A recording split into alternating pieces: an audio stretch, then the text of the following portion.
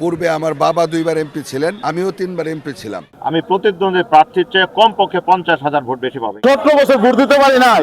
শেরপুর 3 আসনটা বিএনপির আসন হিসেবে পরিচিত। যতবার সুষ্ঠু নির্বাচন হয়েছে এখানে বারবার ধানের শীষের প্রার্থী বিজয় অর্জন করছে। পূর্বে আমার বাবা 2 বার এমপি ছিলেন, আমিও 3 বার এমপি ছিলাম। এবার যেহেতু মানুষ নিরপেক্ষভাবে স্বাধীনভাবে ভোট দিতে পারতেছে, ইনশাল্লাহ আমি আশা করি বিজয় ইনশাল্লাহ অবশ্যই সুনিশ্চিত।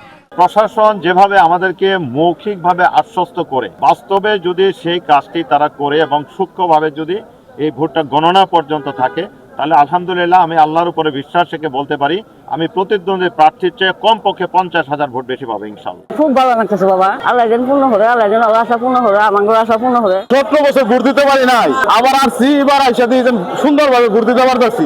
অন্যরকম আনন্দ ফুর্তি লাগতেছে, যার যার ভোট তাই দিতেছে, কোনো সমস্যা নাই, কোনো গঞ্জাম নাই। পরিবেশটা খুব সুন্দর। অনেকদিন কোনো ভোট দিতে দেওয়ার পাইনি, আমরা দিতে আসি।